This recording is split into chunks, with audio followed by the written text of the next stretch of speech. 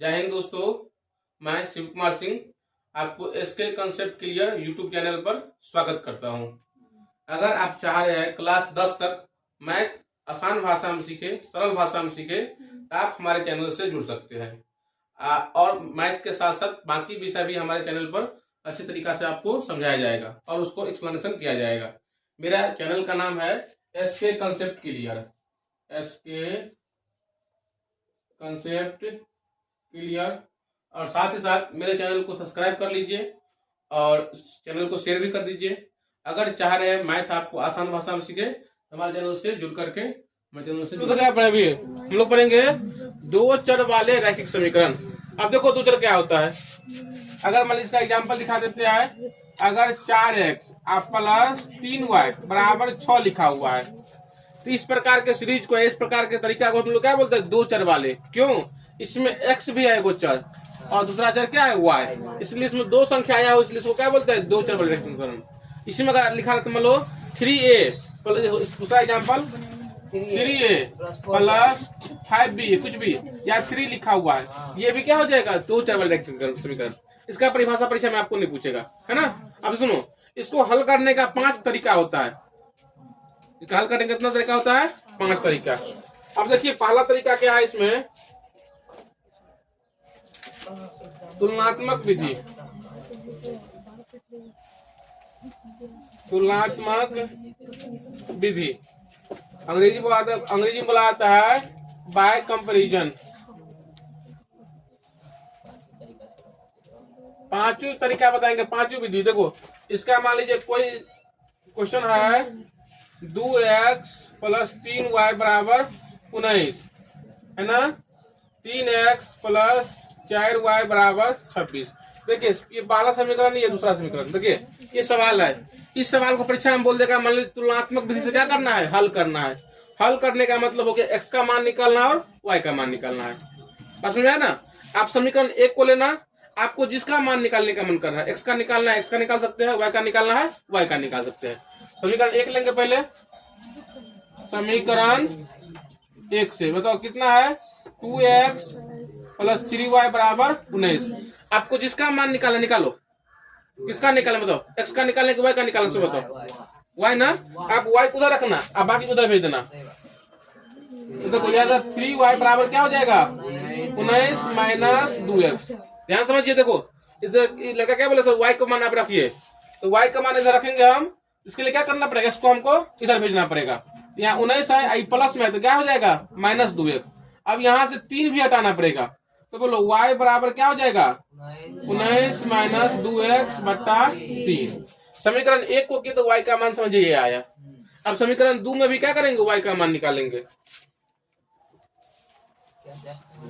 समीकरण 2 से, समीकरण 2 में कितना है, 3x प्लस 4y बराबर 26। अब देखो इसमें y निकालने से जरूरी है कि समीकरण 1 में क्या कि हम y का मान निकाले। अब आप ही लोग बताओ, हमको y का मान निकालना है तो क्या लिखेंगे, 4y बराबर 26 माइनस 3x, y बराबर क्या हो जाएगा, 26 माइनस 3x बटा 4।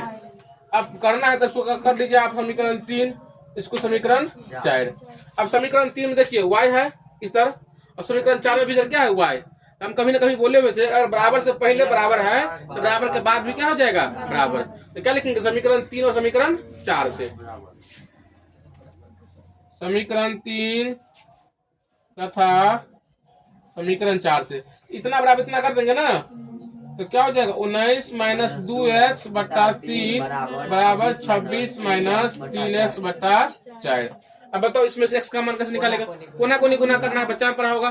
चलो आप ही लोग करो गुना, कोना कोनी। 19 चौक 76 माइनस 8x 26 दिया, बताओ 78, 18 से 1 7, ठीक है, माइनस 9x।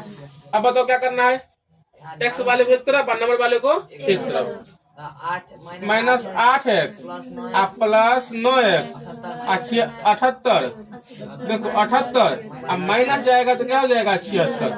अब बताओ यहाँ से कितना निकलेगा, x ना, और यहाँ क्या हो गया 2। अब देखो x का मान निकल गया। अब x का मान आप किसी समीकरण में डाल दीजिए, 1 में, 2 में, 3 में, किसी में डाल दीजिए, 1 में, है ना। तो यहाँ पर लिखिए आप समीकरण 1 में x का मान रखने पर तो देखो जहाँ x होगा वहां पर कितना रखेंगे, 2 रखो। यहाँ पर 2 गुने 2 प्लस 3y बराबर 19। यहाँ कितना 4 प्लस 3y बराबर 19। इसको भेजेंगे इधर, 19 माइनस 4 बराबर कितना लिखते, 15 लिख दे। तो यहाँ पर y बराबर क्या हो जाएगा, 15/3। तो कितना निकल गया 5। x का मान कितना निकला 2 और y का मान कितना निकला 5, निकल गया। यही विधि दोबारा समझिए। अगर कोई सा भी दो को समीकरण दिया हो, अगर आपको x का मान इधर रखना है तो क्या करेंगे, यहाँ पर x का मान रख लेंगे अपना, इसमें भी क्या करेंगे x का मान रख लेंगे और बराबर से इस तरफ दोनों तरफ हो जाएगा x और इधर क्या जो बचेगा दोनों क्या कर देंगे, बराबर कर देंगे, गुना करके क्या हो जाएगा, यहाँ पर y का मान निकलेगा, x का मान निकलेगा। जिसका मान निकलेगा उसको आप समीकरण में क्या करेंगे, अपना डाल देंगे, है ना। ये इस विधि को क्या बोलते हैं, तुलनात्मक विधि। अगला देखिए, अगला विधि का नाम है प्रतिस्थापन विधि। देखिए दूसरा विधि प्रतिस्थापन विधि, अंग्रेजी बोला जाता है बाय सब्स्टिट्यूशन, बाय SUBSTITUTION।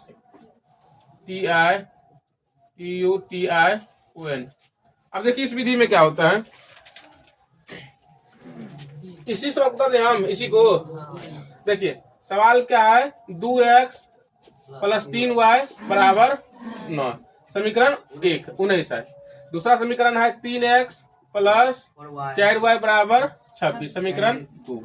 इसमें से क्या करना, समीकरण 1 न समीकरण 2 से किसी से x ने तो y का मान निकाल लेंगे, किसी से समीकरण 1 न समीकरण 2 से क्या करेंगे, x ने तो y का मान निकाल लेंगे। बोलो किससे निकालना है, x का मान निकालना है, समीकरण 1 से निकालेंगे ना। आप लोग लिख बताओ, समीकरण 1 से क्या हो जाएगा बताओ, लिखाओ 2x प्लस 3y बराबर 19। अब बोलो हमको x का मान निकालना है ना, तो 2x इधर रहेगा, 19 माइनस 3x। अब यहाँ x बराबर क्या हो जाएगा, 19 माइनस 3x बट्टा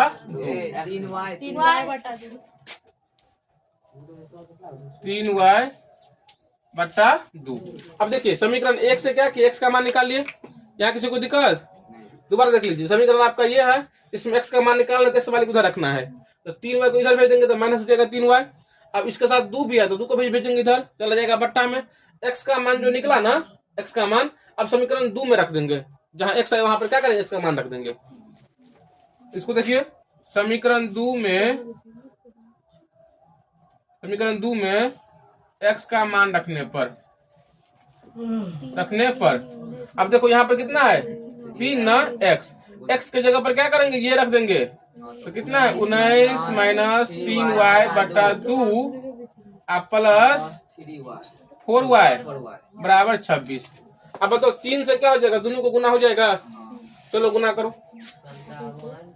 19 57 माइनस 9 बट्टा 2 प्लस 4y बराबर 26।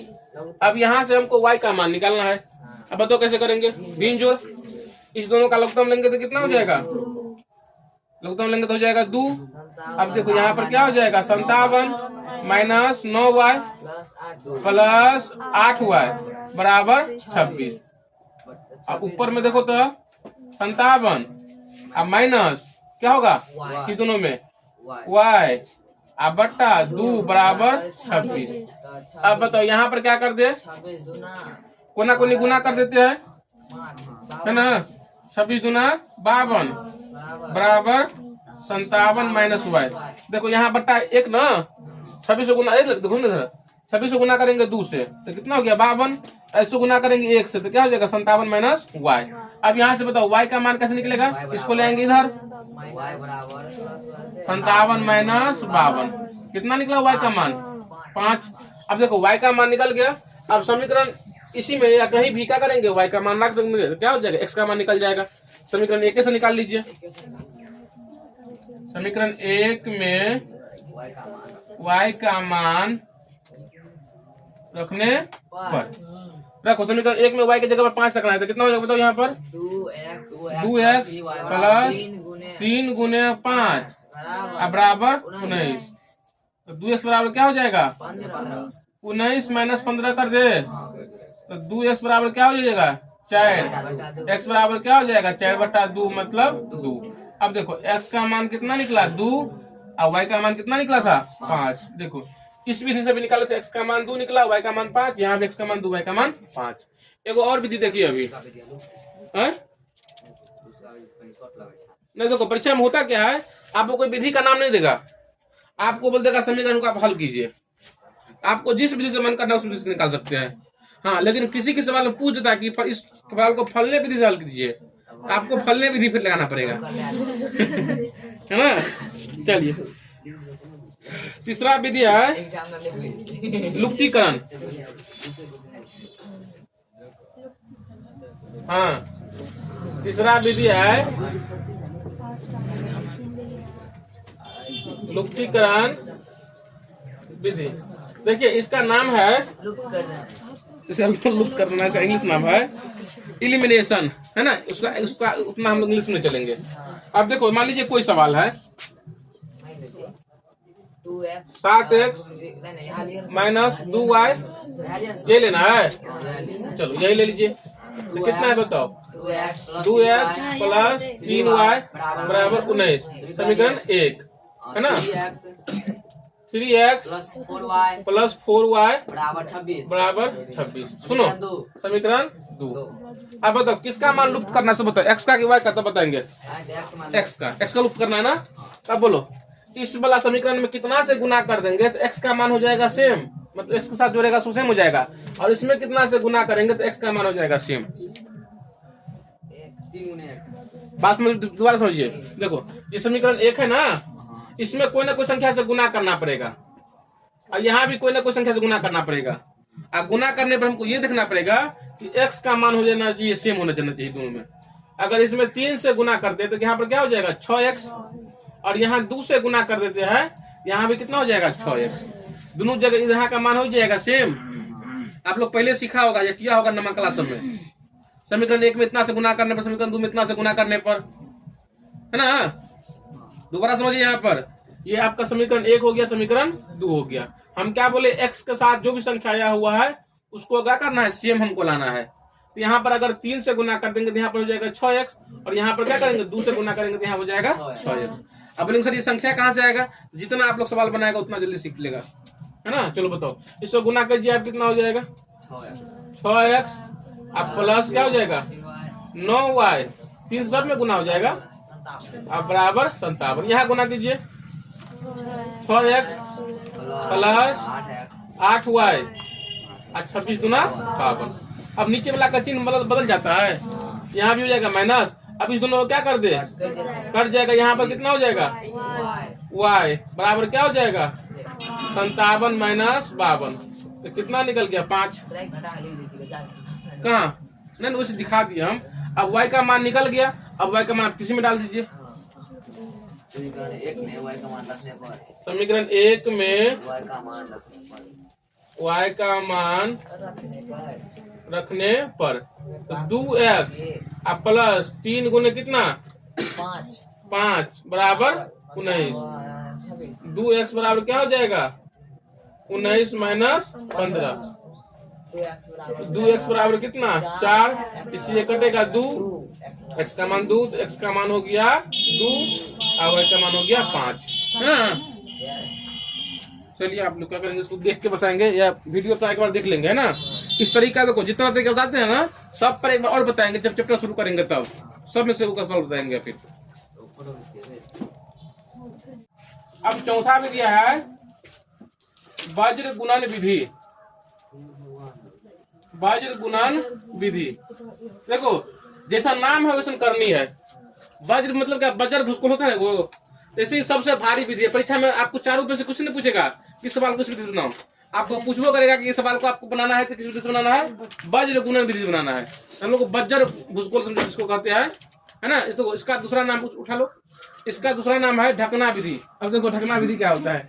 लिखो सवाल लिखो, कहीं से भी लिखो, नहीं यहाँ सवाल लिखो लिखो ना, कहीं 2x प्लस या वाली 2x है। इसमें लंबा जाओ, इसमें गुना हो जाएगा। जो इसमें सोल्व किया सो लिखो ना। 2x देखिए सवाल क्या है, 2x माइनस 3y प्लस 5 बराबर 0। फिर बताओ 3x प्लस y माइनस 2 बराबर 0। तुम ध्यान से समझिए, यहाँ पर देखो सवाल क्या है, 2x माइनस 3y प्लस 5 बराबर 0, और दूसरा समीकरण है 3x प्लस y माइनस 2 बराबर 0। बर्नली ठीक है ना। अब देखो इसमें 3 संख्या है, सुनो बताते उतारेगा नहीं अभी, इसको समझना है सब आदमी को। ये है x वाला संख्या है ना, ये क्या है x वाला, और ये क्या है y वाला, और ये क्या है कुछ नहीं तो कांस्टेंट मतलब 1 वाला। यहाँ पर एक x वाला है ना, ऊपर में लिखना है x एक जगह, एक जगह लिखना है y, एक जगह लिखना है 1। ऐसे ही बनाना है सवाल, ऐसे ही बनाना। रुकना अभी, बता अभी कहाँ मतलब ये क्या है x वाला है, ये y वाला है, और ये कितना है 1 वाला है। यहाँ पर हम लिख दिए अपना। अब देखो x के बट्टा में क्या लिखेंगे, अगर x को लिख रहे हैं ना तो x वाला को झाँप देंगे, जैसे उसका नाम क्या पड़ गया है, ढकना विधि। अगर x को, हाँ इसलिए बोल देते हैं क्योंकि उसको ज्ञान याद रहेगा। अगर x के नीचे संख्या लिखेंगे तो x वाला क्या करना है, झाँप देना है। अब देखो कैसे गुना करेंगे, क्रॉस गुना। अब यहाँ है 3 माइनस 3 और गुना कीजिए माइनस 2 से, तो यहाँ पर लिख देते पहले माइनस 3 गुने माइनस 2। अब बीच में फिर क्या होता है माइनस। अब इसको फिर इससे गुना करेंगे, यहाँ पर कितना है 5, और यहाँ पर कुछ नहीं तो कितना 1, तो क्या हो जाएगा 5 गुने 1। समझ में यहाँ आया पर x पर। अब देखो जब y पर लिखेंगे मान लीजिए तो y वाला संख्या को झाँप दीजिए, तो y वाला को झाँप देंगे तो उसके बाद कितना है 5 गुना करेंगे 3 से। ऐसे नहीं कि पहले इसको गुना कर देंगे, पहले 5 गुना करेंगे, इधर कितना है 3, यहाँ पर 5 गुने 3, बीच में माइनस होता है। और फिर क्या है 2 गुने माइनस 2। आप देखो इस पर लिखेंगे, इसको भी क्या करेंगे अब झाँप देंगे। अब इसके बाद क्या करेंगे 3 को नहीं, अब शुरुआत से फिर होगा ना, तो 2 को गुना करेंगे, यहाँ पर कितना है 1, 2 गुने 1 माइनस। अब बताओ फिर माइनस 3 को गुना करेंगे 3 से, माइनस 3 गुने 3। अब यहाँ देखिए, अब बताओ x नीचे में क्या हो जाएगा प्लस 6 और माइनस 5। यहाँ बताओ 5 दिया 15 और प्लस 4, यहाँ 1/2 प्लस 9। हाँ ठीक है, प्लस 9 ठीक है। अब बताओ इसको एक और लिख दीजिए, x बट्टा कितना 1, फिर y बट्टा 19 और 1/11। x का भी मान निकालना है, y का भी मान निकालना है, तो ये बराबर ले लेंगे इतना, मतलब इतना x का मान निकालना है ना, तो x को ले लेंगे संख्या वाले के साथ। कहने का मतलब हो जाएगा x का मान निकालना है, x/1 बराबर 1/11। x का मान कैसे निकलेगा, कोना कोनी गुना हो जाएगा, तो कितना हो जाएगा बताओ 11x बराबर 1, x बराबर क्या हो जाएगा 1/11। अब x का मान निकल गया, अब y का मान निकालना है, इसको ले लेंगे इसके साथ, तो क्या हो जाएगा y बट्टा 19 बराबर 1/11। गुना को गुना कीजिए, 11y बराबर 19, तो y बराबर क्या हो जाएगा 19/11। x का भी मान निकल गया, y का भी मान निकल। देखो